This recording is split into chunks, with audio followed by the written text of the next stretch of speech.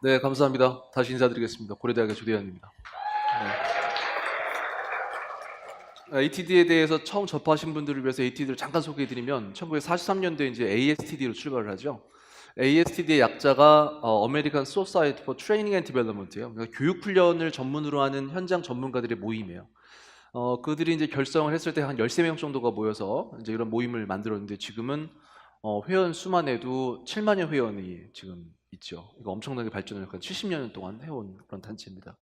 그다음 44년도에 이제 워싱턴 DC에서 첫 컨퍼런스를 열었고요. 올해 아틀란타는 사실은 정기적인 그런 코스는 아니었습니다. DC나 또는 올랜도나 덴버나 이런 데는 이제 정기적인 코스인데 아틀란타는 제가 지금 두 번째 참가한 ATD만 두 번째 참가한 도시였고요. 그래도 아마 뭐 반문화라든가 다문화라든가 이문화를 즐길 수 있는 그런 여건은 되게 충분한 그런 도시. 왜냐하면 남부에서 가장 큰 도시이기 때문에. 그리고 WLP 전문가들 이제 탤런트 디벨롭먼트 전문가로 이제 바뀌었죠 이름을. WLP 전문가를 위한 다양한 정보 수집 및 제공을 위한 하나의 장으로서 많은 그런 역할을 전 세계적으로 하고 있는 그런 단체라고 보시면 됩니다. 올해 이제 74회 되고요. 이게 이제 매년 참가자 숫자입니다. 규모가 그러면 10,000명 정도 상회를 해요. 그러니까 10,000명 왔다 갔다 합니다. 그러니까 HR 쪽에서 보면 SHRM도 거의 한 10,000명 정도 규모, 그러니까 ATD도 거의 10,000명 정도, 거의 이제 비슷한 그런 규모입니다. 전통적으로 보면 SHRM 규모가 훨씬 컸었어요, 저희보다. 근데 지금은 SHRM하고 ATD가 거의 규모가 비슷하다라는 얘기죠. 작년에 저희가 이제 키워드 분석을 했더니 작년에 이제 재밌던 현상은 뭐냐면 주로 ATD에서 많이 나오는 단어는 development, 그다음에 learning 이 두 단어가 가장 많이 나오는 단어예요. 반면에 SHRM 쪽에서 많이 나오는 단어는 리더십 쪽입니다. 근데 그게 서로 바뀌었어요. 그러니까 ATD에서도 리더십 얘기가 되게 많이 나오고 있고요. SHRM 쪽에서도 개발 또는 학습 이런 쪽 얘기가 되게 많이 나오고 있어요. 그래서 그것만 보더라도 HRM과 HRD의 경계가 계속 이제 모호해지고 서로 이제 혼합되고 있다라는 것을 이제 세계적인 트렌드를 알 수가 있고요. 올해 78개국가 참가했고요. 해외 참가자 수만 1,829명이고요. 규모로 보면 이제 한국이 두 번째입니다. 늘 캐나다보다는 우리 한국이 많아요. 근데 지금 여기 장표는 안 나와 있습니다만 2012년도에 480명을 찍었습니다. 우리 한국 규모가. 근데 매년 지금 줄고 있다가 2014년도에 세월호 참사가 일어나고서 계속 이제 그 사이즈를 계속 유지하고 있습니다. 자, 이걸 보면 알 수 있는 바는 전체 규모는 9,000명 이상 또 10,000명을 찍고 있는데 해외 참가자 숫자가 이제 점점 줄어들고 있는 거죠. 그렇게 많이 올라가지 못하고 있어요. 그 이유는 뭐냐면 미국의 경기는 올라가지만 세계적인 경기는 이제 침체하고 있다. 아주 침체되고 있다. 이런 것을 이제 하나의 자료로 또 증거 자료로 확인할 수가 있습니다. 해외 탑5 나라를 보면 한국, 일본, 중국이 눈에 보이죠? 이건 되게 인상적인 그런 숫자입니다. 그래서 ATD도 이제 한국, 일본, 중국을 타겟으로 해서 아시안 서밋이라든가 차이나 서밋이라는 어떤 리저널한 지역의 어떤 컨퍼런스를 2박 3일짜리 또는 1박 2일짜리를 만들고서 지금 진행을 하고 있는 상태죠. 그다음에 트랙의 숫자를 보면 2015년서부터 이제 10개 트랙으로 계속 유지되고 있고요. 그다음에 인더스트리 트랙이 이제 4개. 인더스트리 트랙이 뭐냐면 세부적인 그런 그 직군 또는 어떤 영역을 한정해서 그 영역에서만 이루어지는 그런 얘기들을 모아놓은 그런 트랙입니다. 예를 들면 세일즈, 그다음에 하이 에듀케이션, 고등교육 쪽, 뭐 이런 쪽에 이제 얘기들만 모아서 놓은 트랙을 우리는 이제 인더스트리 트랙이라고 합니다. 그 다음에 에듀케이션 세션이 318개인데요. 이게 아까 우리 슬라이드에서는 400몇 개였었잖아요. 이게 왜 그러냐면 지금 저기 318개는 에듀케이션 세션만 포함된 겁니다. 그러니까 강사가 있고 학습자가 서로 상호작용하는 그런 세션만이고요. 그 외의 세션들이 이제 뭐 테아터 세션이라든가 또는 뭐 여러 가지 이제 활동적인 세션들이 많아요. 그 세션들을 다 포함하면 아까 400몇 개고 순수하게 이제 강연자가 신청을 해서 심사를 거쳐서 오케이를 받은 세션만 318개예요. 그 다음에 부스는 이제 400개 이상 되는 거고요. 그래서 작년보다는 세션 숫자는 많이 늘었습니다. 그다음에 부스 숫자는 약간 줄었고요. 이게 이제 추력의 변화인데, 추력의 변화를 우리가 이제 주의 깊게 봐야 되는 이유가 뭐냐면, 우리 HRD 담당자들의 하는 역할에 대한 나아발이 영역이라고 보시면 돼요. 그러니까 이 우리의 영역이 많으면 많을수록 우리는 조직 내에서 어떤 존재감이 있는 거죠. 우리의 영역이 적으면 적을수록 우리의 존재감은 조직 내에서 줄어드는 거라고 보시면 돼요. 그런데 2010년도에 ATD가 큰 실수를 했죠. 이때 우리의 영역을 갖다가 6개 정도를 이렇게 줄여놨습니다. 물론 2009년도에는 트랙의 숫자가 10개, 9개 정도 됐었어요. 근데 이때 다시 이제 줄여놓은 거죠. 그러니까 줄였을 때 좀 의아하다 싶었는데 역시 아니나 다를까 2011년도에 다시 늘려놨습니다. 그다음에 그 옆에 있는 숫자 있죠? 이 숫자가 트랙별 발표된 세션 숫자입니다. 가만히 보시면 가장 많이 발표되는 대가 어디냐면 2013년도까지 이 장표만 보더라도요. 주로 디자이닝, 퍼실리테이팅 러닝 쪽이에요. 그러니까 학습을 설계하고 학습을 진행하는, 학습을 딜리버리하는 이런 쪽이 차지를 하고 있습니다. 이 얘기는 뭐냐면 그동안 많은 HRD의 발전이 이루어지고 우리의 영역들이 넓어졌지만 우리의 고유의 일은 교육훈련, 어떤 학습 프로그램을 기획하고 운영하고 진행하는 그런 역할이 가장 메인의 역할이다. 그 위에 보면은 이제 뭐 러닝 테크놀로지도 많고요. 그다음에 리더십도 많고요. 그다음에 휴먼 캐피탈도 많고요. 이게 최근 이제 3년간이죠. 빨간색에 지금 표시된 것이 새롭게 리워드된 단어들이에요. 그러니까 우리가 활동하는 큰 영역, 범주의 이름이 약간 변화된 거예요. 자, 이 변화됨을 통해서 우리의 역할 변화도 사실은 예상해 볼 수 있는 거죠. 첫 번째가 이제 사이언스 러닝이에요. 이 사이언스 러닝은 2014년도에 처음 등장했는데 이때 숫자만 보더라도 12개밖에 이제 안 되죠. 이게 뭐냐면 뇌공학을 갖다가 학습과 연결된, 뇌공학을 가지고 조직문화와 연결된. 그러니까 우리가 사람의 뇌를 좀 이해를 하면 동기부여라든가 또는 학습의 어떤 지속성 또는 학습 전이 이런 쪽으로 이제 이해를 좀 더 쉽게 도모를 할 수 있다는 그런 가정을 갖고 있어요. 그래서 그때 12개가 발표된 이후에 16개, 21개, 올해 25개. 그러니까 점점 늘어나죠. 그러니까 뇌과학에 기반된 어떤 세션들이 점점 더 늘어나는 그런 추세예요. 그리고 여기 어널레틱이라는 단어가 등장합니다. 2014년도에 어널레틱이 등장하는 이유는 이제 빅데이터 이슈.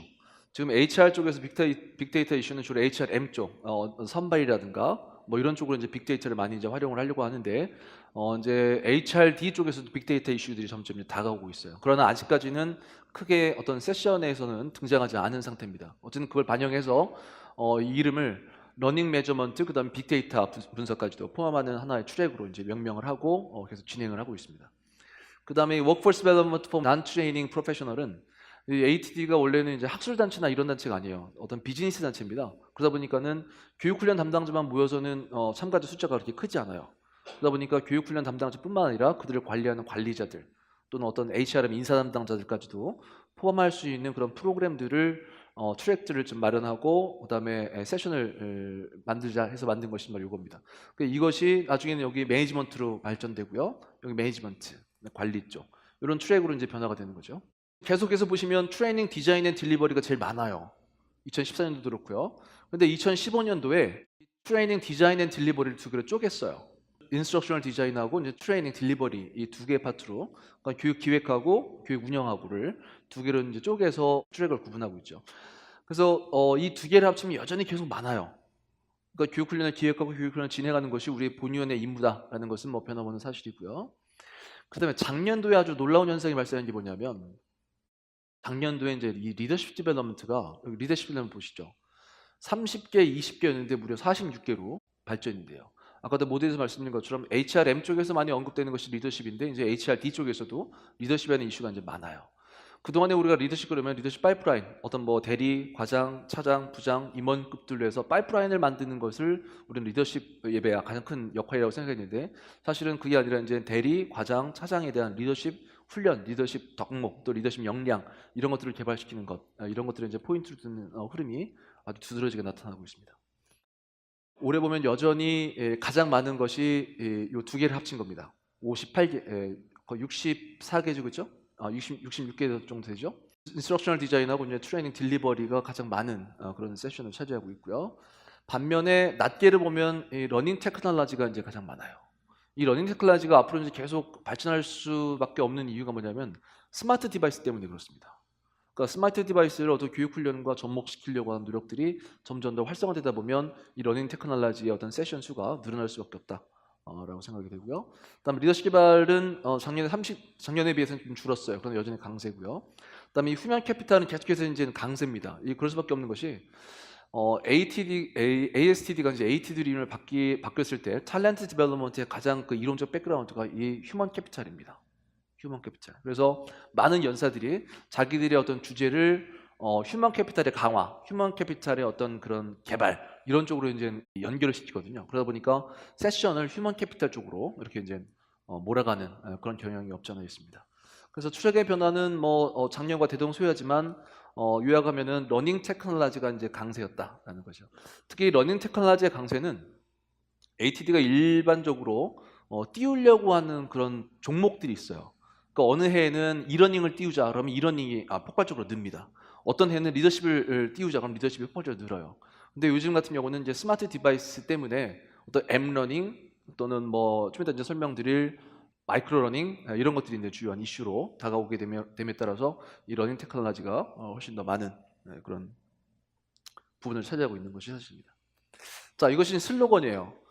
과거에는 이제 그 저희 디브리핑 교수들이 코디네이터 교수들이 이 슬로건에 대한 해석을 하려고 이제 많은 노력을 했었어요. 그래서 슬로건에 대한 해석을 잘하면 뭐 좋은 뭐 디브리핑, 뭐 코디네이터 이렇게 얘기했었는데 2014년도부터 올해까지 이 슬로건이 변화하지 않고 있습니다. 아마 내년쯤이면 변화하지 않을까 싶어요. 왜냐하면 이때 2014년도에 AT 담당자하고 제가 인터뷰를 했었는데 앞으로는 변화 계획이 없다, 당분간은. 그러니까 더 이상 좋은 슬로건이 만들어질 수가 없다라고 자기들이 이제 인정을 하는 거예요. 그래서 뭐 컨텐트, 커뮤니티, 글로벌 퍼스펙티브 이 세 가지가 ATD의 가장 핵심적인 화두로서 자리매김하고 있다라는 것을 이해하실 수 있고요.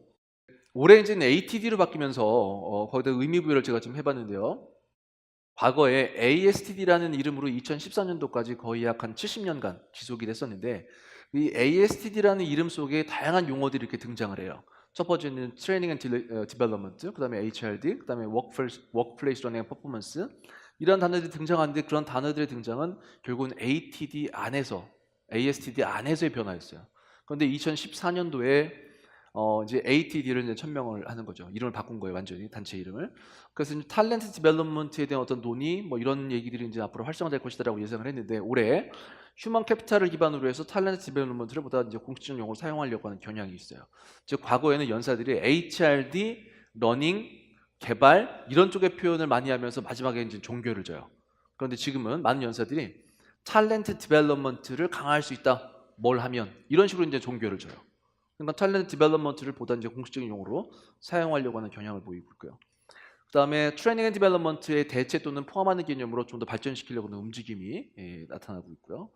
근데 앞으로는 저는 이제 어떤 개인의 탤런트 디벨롭먼트도 중요하지만 팀 탤런트, 그다음에 조직 탤런트에 대한 개념도 이제 등장할 것이다라는 예측을 해보는데 아마 이제 내년에 내후년에 한번 좀 눈여겨볼 필요가 있을 것 같아요. 특히 팀 탤런트 같은 경우는 이제 팀 문화, 그다음 조직 탤런트 같은 경우는 조직 문화 쪽으로 연결짓는 그런 하나의 혁신이나 변화 쪽으로 풀 수 있는 방법이 아닐까 싶은 생각이 들어요. 자, 작년도 얘기를 해볼게요. 간단하게. 작년도에 보시면 크게 세 개의 트렌드를 갖다가 제가 뽑았었는데 작년도에 학습 문화 창출이었습니다. 그러니까 사라진 기업들을 가만히 보면 학습 문화가 구축이 안 된 기업들이 대부분이었어요. 그러니까 학습 문화가 구축된 기업들은 고성과 조직으로 연결이 되고요. 학습을 촉진하고 지식을 공유함으로써 어떤 새로운 환경 변화에 능동적으로 대처할 수 있는 그런 캐퍼빌리티가 형성이 되는 거예요. 그러다 보니까 고성과자 조직이 일반 조직보다는 어떤 날리지 쉐어링이 거의 4배까지 활성화되는, 즉 학습이 하나의 어떤 생존과 직접적으로 연결되는 그런 것이 이제 키워드였습니다. 그래서 글로벌 컴퍼니들이나 작은 어떤 강소기업들이 지속적인 성장을 유지하기 위해서는 학습이 중요한 어떤 매개다라는 것을 강조하면서 그 학습의 중심에 바로 여러분들이 있다. 여러분들이 조직의 학습 문화를 창출할 수 있는 적극적인 에이전트로 역할 부여를 해야 된다라는 결론으로 이렇게 나온 것이 첫 번째 트렌드였고요. 두 번째 트렌드는 이제 밀레니얼 세대에 대한 얘기였습니다. 이 밀레니얼 세대에 대한 얘기는 2020년까지 직장 절반이 이제 밀레니얼 세대라고 그래요. 밀레니얼 세대는 거의 33세, 35세까지 있는 분들, 지금 현재 그 특성을 보면 디지털 미디어나 디바이스에 매우 익숙한 그런 분들이에요. 65% 이상이 소셜 미디어를 사용합니다. 아프리카까지 합쳐서. 그러니까는 우리나라로 치면은 밀레니얼 세대들은 거의 한 100%까지 소셜 미디어를 사용한다고 보시면 거의 대부분 맞다고 보면 되죠. 그다음 면대면보다는 문자, 인스타그램 통해서 이제 커뮤니케이션을 하고 있고요. 그다음 뮤추얼 커뮤니케이션 활성, 언제나 이제 커넥트돼 있는 그런 사람들이에요. 그러니까 우리가 요즘 혼밥, 혼술을 많이 하잖아요. 젊은 친구들은. 근데 혼밥, 혼술 같은 경우도 자기가 혼자 술을 먹고 혼자 밥을 먹지만은 늘 스마트 디바이스로 누군가 얘기하고 있고 누군가 연결돼 있다는 거예요. 그래서 그들은 나 중심의 사람이 아니라 우리 중심의 그런 마인드를 갖고 있다라는 그런 관점도 있습니다. 그다음에 조직에서 나타난 밀레니얼 세대의 특징은요, 실패를 두려워하지 않고요, 명확한 이유를 제시하면 그 조직에 계속해서 유지하려고 하는 그런 경향이 있어요. 특히 그 조직에서 내가 성장할 수 있는 가능성이 있다라고 충분히 판단하면 낮은 보수와 열악한 여건에서도 밀레니얼 세대들은 열심히 인게이지할 수 있다라는 것이 이제 결론이고요. 그래서 그들을 위해서는 다른 차원의 그런 HRD 전략들이 필요하다는 것이 작년도의 트렌드였습니다. 그리고 그들을 위해서는 계속적이고 즉각적인 피드백. 자, 하나 예를 들면 옆 사람 살짝 보실래요? 옆 사람 서로 얼굴 한번 마주보실래요? 자, 서로 이제 동그라미하고 X로 서로 이제 응답하는 거예요. 서로 대화하지 마시고요. 정생기니까. 동그라미하고 X. 자, 나는 피드백이 좋다. 동그라미 X. 자, 둘이 마주보시고 하나, 둘, 셋. 네, 됐습니다. 네. 혹시 동그라미라고 생각하시는 분들은 이제 긍정적인 피드백을 생각하시고요. X라고 생각하시는 분들은 이제 상사로부터 부정적인 피드백을 생각하시죠. 근데 우리가 예를 들면 상사에게 피드백을 받기 위해서 상사가 나를 불러요. 그러면 느낌이 어때요? 우리 이번 테이블 어때요? 느낌? 쏴요? 아니면 별로 좋아요? 상사가 부르면 좋아요? 네, 그 반대죠. 따라서 이 피드백이 사실은 우리가 한번 고민해 봐야 될 그런 속성이 있습니다. 자, 그 다음에 이제 인재 육성의 책임이 그동안은 HRD 담당자 또는 HRD 부서에 있었다면 지금은 이제 이 라인 매니저들과의 어떤 그 공유. HR 담당자들은 라인 매니저들에게 어떤 리더십 기반을 통해서 육성의 어떤 리더십, 학습의 리더십 이런 것들을 이제 배양을 하고요. 그것을 이제 점검하고 또 확대하는 그러한 노력을 HR 담당자들이 해야 된다. 즉 결론적으로 얘기하면 인재 육성의 책무성을 HRD 담당자와 라인 매니저가 함께 공유해야 된다는 것이 작년의 주요한 트렌드였습니다. 그런데 올해 트렌드는 이제 세 가지 정도로 이제 꼽을 수가 있습니다. 역시 이제 모바일. 사실 작년에만 모바일 얘기가 살짝 나왔지 재작년 또는 재재작년에는 모바일 얘기가 거의 대부분이었습니다. 스마트 디바이스가 워낙 이 혁신을 갖다가 변화를 갖다가 도모하는 그런 디바이스이기 때문에. 그런데 올해도 이제 모바일 얘기가 나와요. 동시에 이제 소셜 테크, 즉 우리가 모바일을 통해서 전화만 하는 게 아니잖아요. 모바일을 통해서 누구랑 대화를 하고 모바일을 통해서 정보를 공유하고 모바일을 통해서 어떤 공유된 의사결정을 하고 어떤 정책 참여에 기회를 얻고 이러다 보니까 어떤 소셜 테크의 기능이 이제 강화가 돼요. 그러니까 모바일 플러스 소셜 테크가 결합된 마이크로 러닝이 이제 하나의 이슈다라는 거예요. 그래서 작년에는 마이크로 러닝의 세션 수가 불과 몇 개밖에 안 됐었습니다. 근데 올해 마이크로 러닝의 세션 숫자가 많이 늘어났어요. 많이. 자, 여기 보시면 모바일과 이제 소셜테크의 빠른 발전이 사회 변화를 이끌고요. 특히 이제 모바일은 우리에게 가장 큰 이네이블러라는 거예요. 그러니까 우리가 무언가 변화를 하거나 우리가 무언가 실천할 때 가장 동기부여 가장 적합하게 우리 옆에 있는 것들이 바로 이 모바일이라는 겁니다. 마이크로러닝의 급성장이 예상되는 조만간 교육에서 즉 HRD 프로그램에서 모바일 러닝에 포함되는 비율이 46%까지 오를 수 있다라고 이제 예상을 하고 있고요. 특히 이제 학습자들은 즉각적인 정보, 피드백, 서치 등을 원해요. 지금 강연 중에 지금 강의 중에 모르는 단어가 등장해요. 곧바로 검색을 해보는 거예요. 검색을. 그렇죠? 그러니까 우리는 그 즉각적인 피드백, 그 즉각적인 서치를 지금 우리들은 원한다는 거예요. 학습 중에도 마찬가지. 그게 결합된 것이 바로 마이크로러닝이라는 거예요. 그게. 그래서 여기 보시면 구글이 98년도에 처음 런칭을 했을 때 50만 건의 서칭 기록을 갖고 있어요. 근데 오늘 2.3 밀리언 정도의 서칭이라고 합니다. 그러니까 엄청나게 서칭이 이제 늘어나는 거죠. 특히 모바일 러닝을 한마디로 얘기하면 바이트 사이즈, 우리말로 얘기하면 한 입. 그 다음에 저스트 인 타임 러닝, 즉각적인. 그 5분 이내의 길이의 어떤 학습 프로그램이 필요하다는 거예요. 왜 5분이냐 봤더니 성인 학습자들이 비디오 시청에서 집중하는 데 걸리는 시간이 4분을 넘게 어렵답니다. 근데 왜 마이크로 러닝을 얘기하는데 비디오냐? 우리가 이제 스마트 디바이스로 마이크로 러닝을 구현할 때 가장 많이 등장하는 솔루션이 이 동영상이에요. 그렇죠? 동영상. 그러다 보니까는 동영상에 집중할 수 있는 시간이 4분 미만이라는 거예요. 그러니까 길어봐야 5분 이내로 마이크로 러닝 한입 프로그램을 만들어 달라는 거죠. 그래서 저는 이제 앞으로 우리가 고용환급보험 할 때 이러닝 같은 경우도 20분 단위잖아요. 이게 이제 5분 단위, 3분 단위로 그렇게 해서 인정을 받는 그런 시스템이 갖춰져야 된다는 거예요. 그래야 이것이 우리의 이제 오프라인이나 이런 쪽에 이제 활성화가 될 수 있다고 저는 생각을 합니다. 여기 보시면 5분짜리 비디오 클립, 그 다음에 5분짜리 분량, 5쪽짜리 분량의 텍스트, 그 다음에 1쪽짜리 분량의 인포그래픽. 이것이 마이크로 러닝의 최대 볼륨이라는 거예요. 이걸 넘어가면 성인 학습자들은 이제 지루함, 그 다음에 초점이 흐려지고 이런 경향이 있다는 겁니다. 특히 특히 이 텍스트보다는 그림. 특히 이제 밀레니얼 세대들은 어떤 글자보다는 그림으로 익숙한 그런 세대. 그림으로 소통하는. 왜 우리 그 문자 보면 40대 이상 50대는 글을 쭉 써요. 특히 띄어쓰기 없이. 그죠? 저희 아버지가 저한테 문자 보내주시는 띄어쓰기가 없어갖고 이게 되게 안타깝거든요. 근데 요즘 제가 이제 우리 대학원생이나 학부생들하고 소통할 때는 거의 그 뭐죠? 이모티콘? 그림으로 야호하는 거 있잖아요. 막 뭐 삽질하고 하는 그림 있잖아요. 이런 거 보내요. 그러니까 이 그림을 갖고 이제 이 커뮤니케이션 하는 것이 익숙한 그런 거죠. 자, 왜 비디오냐 이제 말씀드렸고요. 자, 전 세계 거의 한 75%가 모바일을 통해서 이제 동영상을 시청을 하고, 특히 밀레니얼 세대, 밀레니얼 세대 다음 세대인 지금 고등학교 학생들, G세대 경우 하루 15시간 이상 스마트 디바이스를 사용해서 서로 연결을 하고 그림으로 소통하는 경향이 있다고 합니다. 그래서 그러한 특성들을 고려해서 우리가 이런 오프라인의 교육 형태에서도 즉각적인 어떤 궁금증이 있을 때 스마트 디바이스를 통해서 이제 이 마이크로 러닝이 구현될 수 있는 하나의 브랜디드 러닝의 새로운 어떤 그런 형태, 이런 것이 하나의 트렌드라고 보시면 되겠습니다.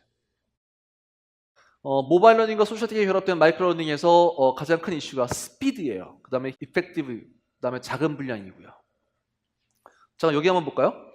마이크로 러닝을 창조하는데 세 가지 C 전략이 있는데, 이 세 가지 C 전략이 바로 요걸 의미합니다.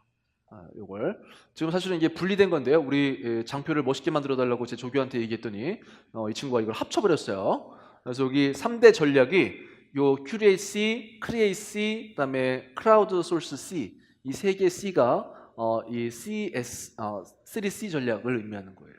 자, 이거 보시면 Curate, 호기심을 통해서 검색할 수 있게끔 하자는 거예요.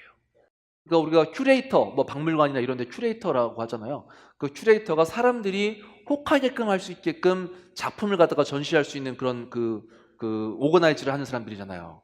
그러니까 그 사람들처럼 우리도 어떤 그 정보에 대한 검색이라든가 또는 이런 것들을 원활히 할 수 있도록 좋은 곳에 또는 쉽게 용이하게 이렇게 검색할 수 있게끔 만들어자. 그 다음에 컨텐츠는 무조건 5분 이내 짧게 치고 들어가자.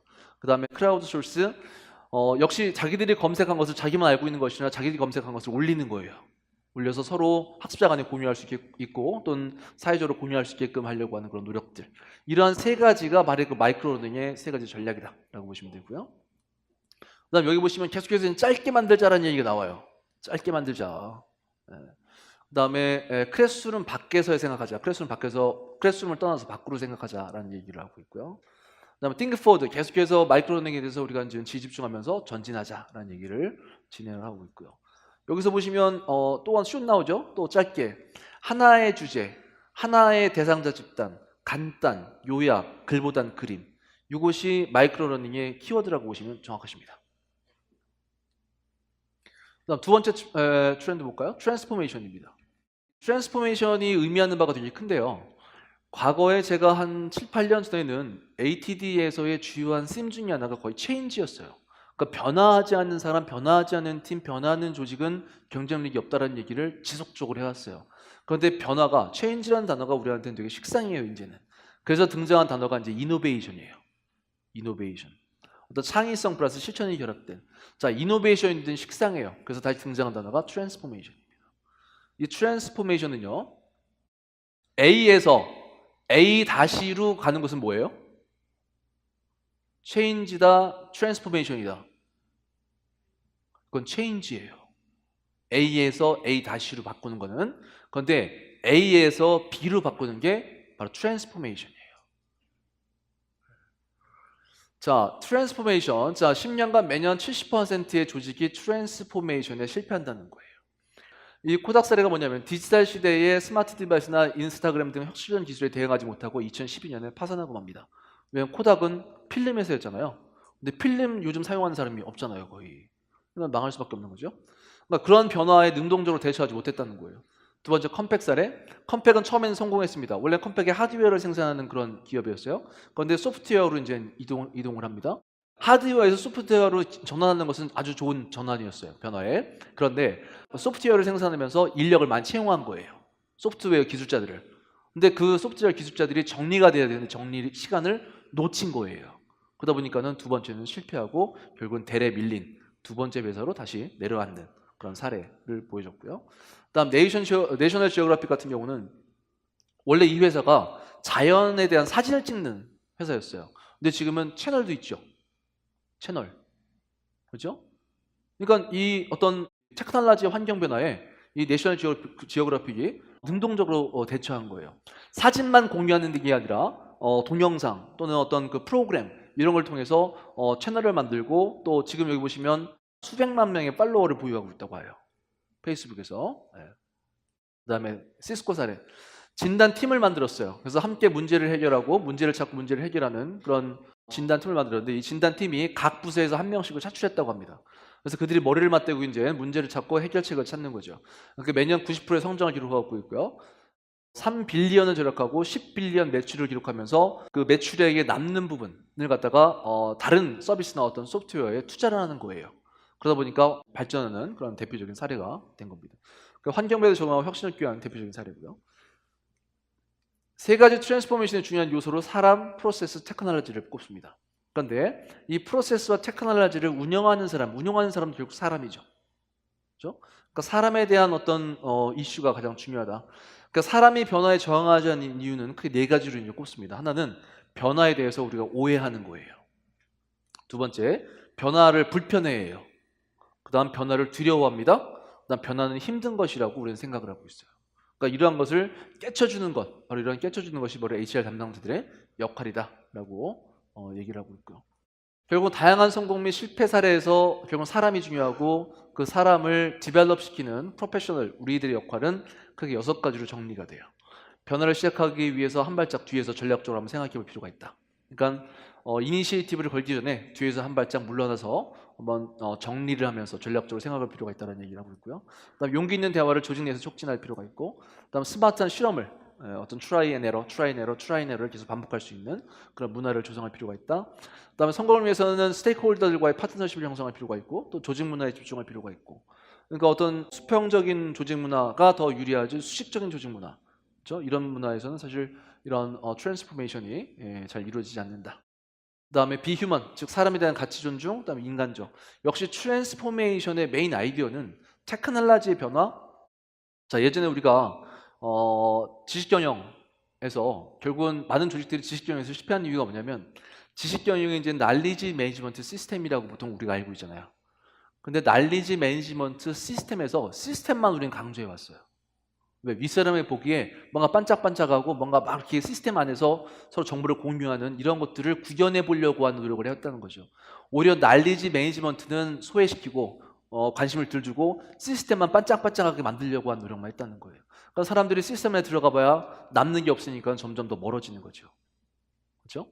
그러니까 그런 시스템의 변화보다는 그 시스템의 트랜스포메이션보다는 차라리 사람의 어떤 트랜스포메이션, 특히 그 인간의 어떤 본성, 인간의 다움 이런 것들을 한번 만들어보자라는 쪽으로 얘기를 진행하고 있고요.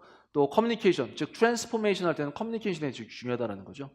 조직 구성원 간의 어떤 컨텍스트를 공유하고 서로 질문과 답을 하면서 변화를 지속할 수 있도록 그렇게 유지를 된다. 왜냐하면 지루해요. 또 쉽게 또 지쳐요. 그러다 보니까 서로 대화를 통해서 격려하고 변화를 지속할 수 있는 어떤 이니시에이티브에 계속해서 자극할 수 있는 그런 기회를 제공하자는 겁니다. 그러면서 우리의 역할은 develop, grow, change의 적극적인 에이전트가 될 필요가 있다. 이를 위해서 이제 3R과 강조하고 있는데요. right job, 오버한 직무, 역할, 그다음에 right skill, 오버한 어떤 그 직업 스킬, 그다음에 right time, 적시 타임 이런 세 가지의 구성 요소가 바로 이 트랜스포메이션의 핵심적인 아이디어다 이렇게 얘기를 하고 있습니다. 그다음 세 번째 트렌드는요, 이제 인게이지먼트예요. 뭐 인게이지먼트가 최근에 뭐 아주 화두죠, 화두. 글로벌리 화두예요, 인게이지먼트가. 과거 10년 전까지는 인게이지먼트가 만족감 정도였어요. 인게이지 됐어? 나 만족하는 거야. 뭐 이런 정도로 이제 해석을 했었는데 그 이후에 인게이지먼트 향상을 위한 전략으로 주로 조직이나 웍에 대한 인게이지먼트가 이슈였습니다. 그러니까 내 일에 대한 어떤 인게이지먼트 또 내 조직에 대한 인게이지먼트. 근데 그 인게이지먼트를 높이기 위한 전략들을 많이 소개를 했었어요. 제가 재작년에 소개했던, 혹시 재작년에 제가 디브리핑을 들으셨던 분들은 기억나시겠지만 매직 전략, 미닝, 내가 일을 하는, 내 직장을 다니는 의미에 대한 재해석, 그 다음에 어토너미, 자율성, 그 다음에 성장, 그 다음에 그 인게이지먼트에 대한 보상, 그 다음에 내 팀원들과 연결, 또 조직의 연결, 이런 것이 됐을 때 인게이지가 향상될 수 있다. 뭐 이런 전략적인 얘기를 많이 이제 치고 나갔었어요. 근데 올해는 이러한 인게이지먼트를 학습에 적용시키려고 해요. 그러면서 어떤 심리적 차원의 얘기를 많이 진행을 합니다. 그래서 동기부여, 뭐 여기 보시면 카페네이티드 러닝이라는 게 있어요. 혹시 이 용어가 익숙치 않으시죠? 이 연사가 만든 단어래요. 카페네이티드. 요거 빼시면 카페인이죠. 카페인. 카페인을 복용을 하시면은 졸려요, 안 졸려요? 안 졸리죠? 그러니까 수업 시간에, 강의 시간에 졸리지 않는 학습이라는 거예요. 졸리지 않는 학습. 이 졸리지 않는 학습의 연결점이 바로 이 인게이지먼트예요. 즉 단위 수업 시간 50분, 단위 수업 시간 뭐 2시간 계속해서 카페네이티드 상태로 인게이지된 상태를 유지하려고 하는 거. 이런 전략들. 그 다음에 인게이지된 프로그램에서 ROI 측정들. 그러니까 뭔가 인게이지와 학습을 계속 연결시키려고 하는 그런 노력들이 많이 보였어요. 그래서 인게이지먼트의 어떤 역할 확대, 저는 이렇게 한번 트렌드를 한번 잡아봤습니다. 특히 인게이지먼트는요, 목적이 아니에요. 그동안 사실은 인게이지먼트가 목적이었어요. 그러니까 우리가 조직의 생산성을 측정을 할 때, 조직의 성과를 측정을 할 때 성과 측정이 되게 어렵기 때문에 그 앞단의 변수인 조직 몰입, 직무 만족, 직무 몰입 이런 걸로 많이 이제 성과 변수를 측정을 하고 이제 도모를 했었는데 알아보려고 인게이지먼트도 거의 그런 류에 속했었어요. 얼마 전까지는. 근데 이제 인게이지먼트는 목적이 아니라 하나의 수단이라는 거예요. 즉 인게이지먼트를 통해서 어떤 패션 증진, 열정, 열의.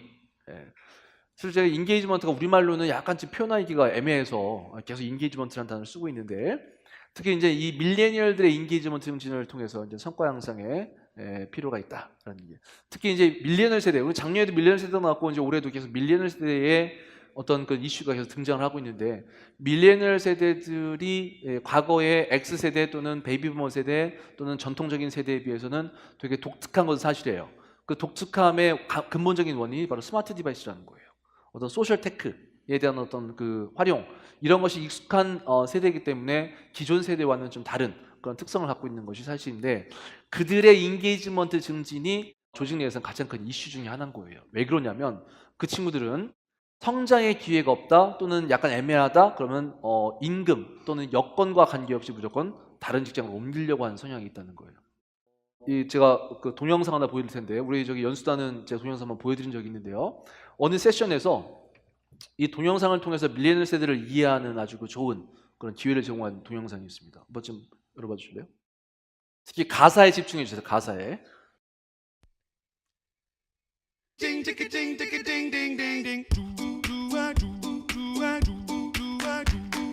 There he sits inside your local coffee shop, sporting a main bun and facial hair.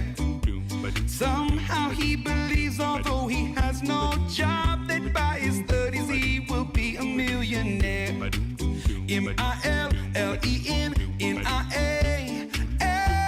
Gotta love millennials. M-I-L-L-E-N-N-I-A. Gotta love millennials. She posts lots of selfies on her Instagram with a quote that's inspirational. Hopes to change the world while wearing yoga pants, armed with her dreams and knowledge of essential oils. M-I-L-L-E-N-N-I-A. Gotta love millennials. M-I-L-L-E-N-N-I-A. Gotta love millennials. 27 years old, trying to make it on their own. Maybe stop by leaving your parents home, but maybe we're just wrong. Criticism isn't easy for their ears. They feel like they know most everything.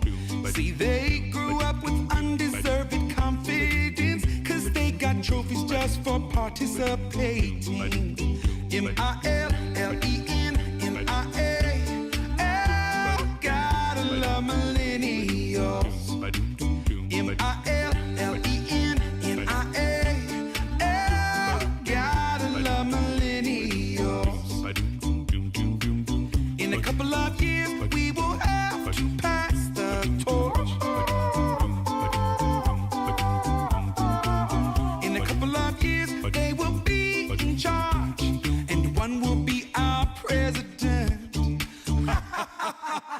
Oh no.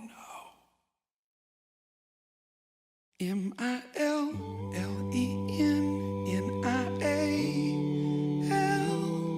Gotta love millennials. MILLENNIAL. Help. Please pray for millennials. 네, 20년 후에 밀레니얼들이 우리나라의 대통령이 됩니다. 여러분들의 보스가 되시고요. 네, 그래서 우리는 그들을 적극적으로 우리의 멤버로 끌어안으실 필요가 있다는 거죠. 자, 어쨌든 그래서 이제 한 세 가지 정도로 이제 이슈를 꼽아봤습니다. 하나는 마이크로 러닝에 대한 확산, 그 다음에 트랜스포메이션, 그다음 세 번째가 이제 인게이지먼트의 확대, 세 가지 정도로 요약을 좀 해봤고요. 그다음 트랙별 이슈를 좀 소개를 해드릴게요. 총 10개 트랙별로 이렇게 묶었습니다. 아까 트레이닝 딜리버리, 그다음 사이언스 러닝, 그다음에 글로벌 HRD, 러닝 매저먼트 앤 어널리틱에서 아마 교재에다 있을 겁니다. 거기서 이제 씬별로 해서 이렇게 이제 글로벌 리더십 역량, 오픈 소스, CFGG, 글로벌 리더십 재단 뭐 이런 어떤 키워드들을 갖다가 소개를 해드렸어요. 한번 살펴보시고요. 그다음 제가 하나 마지막으로 좀 드리고 싶은 말씀이 아까도 말씀하신 인게이지먼트하고 동기 이런 것들이 많이 연결되더라고요. 그래서 여기도 이제 동기 있죠. 그다음 여기서도 동기 나오죠. 그다음 심리학 나오죠. 그러니까 이 동기가 인게이지먼트가 확산되면서 동기에 대한 얘기가 되게 많이 등장을 해요. 그 어느 섹션에 제가 들어갔더니 이런 얘기를 하더라고요. 스펙트럼 오브 모티베이션이라는 걸 소개하면서요. 그분은 동기를 총 6가지로 구분을 해요. 근데 첫 번째가 이제 disinterested. 저기 전체 다 한번 일어나 보실래요? 자리에서? 죄송합니다만은. 네, 전체 한번 일어나 보세요. 네. 자, 동전에 이제 그 할아버지 그림 100원짜리인데요. 100이라는 그림이 100이라는 숫자가 있고 할아버지가 있잖아요. 100을 갖다 앞면이라고 할게요. 자, 제가 던질 테니까 앞면하고 뒷면을 한번 자기가 외쳐 주세요. 뭐가 나올지. 자, 준비 시작. 자, 외치셨죠? 자, 이 해당되면은 서시고요. 틀리면 앉아 주세요. 뒷면. 자, 우리 서 계신 분 좀 뒤를 보세요. 뒤 옆을. 자, 지금 앉으신 분 중에는 정말 뒷면이 안 나와서 앉으신 분도 계시지만 관심이 없어서 앉으신 분이 계세요. 하기 싫은데 남들이 일었으니까 억지로 일어선 거야 지금. 이분들이 여기 디스인터레스티드예요. 자, 한번 더 해볼게요. 자, 다시 외쳐주세요. 서 있는 사람 다 하나 둘 셋. 뒷면. 자, 앞면으로 외치면 앉아주세요. 지금 사실은 지금 여기 서 계신 분 중에서 아까 처음에는 앉을 길을 놓쳐서 지금 서 있는데 이게 해보니까 재밌을 것 같거든. 요게 바로 요게예요. 임포스트. 하라고 해서 하다 보니까 재미가 생긴 거예요. 네. 그래서 어느 세션 들어왔더니 계속 이렇게 해서 맨 마지막에 남으신 분 있잖아요. 남으신 분에게 선물을 주시더라고요. 근데 하고 싶은데 지금 시간이 별로 없어서 네, 여기까지 정리하고 네, 앉아주시기 바랍니다. 고맙습니다. 자, 이렇게 이제 됐는데 문제는 뭐냐면 이 아래에 있는 세 개는 나쁜 동기래요. 그래서 음식으로 얘기하면 정크푸드래요. 그 다음 위에 있는 저 세 개 있잖아요. 위에 있는 세 개는 좋은 음식이래요. 마치 샐러드 같은 건강한 음식. 특히 저 인히어런트 있잖아요. 저거 연사가 어떻게 설명했냐면 왜 참여하세요? 방금 이 동전 토치에 왜 참여하세요? 했더니 그냥 좋아하세요. 근데 왜 그런지 몰라. 그러니까 이 내재적으로 좋아서 하는 분이에요. 근데 온라인 된 사람들 같은 경우는 동기는 더 높은 가치가 연계된 동기예요. 즉 어떤 회의에 참석을 해요. 그럼 회의에 참석을 한다면 그 다른 사람들로부터 학습의 기를 얻을 수 있어라는 어떤 가치 부여를 하는 거예요. 그다음에 맨 마지막에 이제 인터그레이트 동기 같은 경우는 회의에 참석하는 것이 내 일의 삶의 전부야, 삶의 일부야 이렇게 생각하시는 분이에요. 그러다 보니까 약간의 차이가 좀 있는 거죠. 기본 심리 동기가 있는데 이 기본 심리 동기가 어토노미, 그다음에 릴레이티드니스, 컴피턴스예요. 즉 아까 좋은 동기 있잖아요. 전 슬라이드에서 나쁜 동기 말고 좋은 동기를 자극하고 좋은 동기를 계속해서 격려하고 촉진시켜주면 이 베이직 사이콜로지컬 니드가 형성이 돼서 결국은 자율성을 주고 건전한 관계를 맺도록 하고 역량을 향상시킬 수 있게 하면 여기 있는 이 세 가지 동기가 더욱더 크게 자극이 될 수 있다라는 거예요. 이만큼 자극이 되면 그럼 뭐가 좋아지냐? 바로 인게이지먼트가 좋아진다는 거고, 인게이지먼트가 좋아지면 자기에 대한 일, 자기에 대한 삶, 자기에 대한 조직에 대한 열정이 형성된다는 거예요. 자, 여기서 저는 강의를 좀 마치고요. 나머지 것은 시간 관계상 참고 자료로 해서 돌리겠습니다.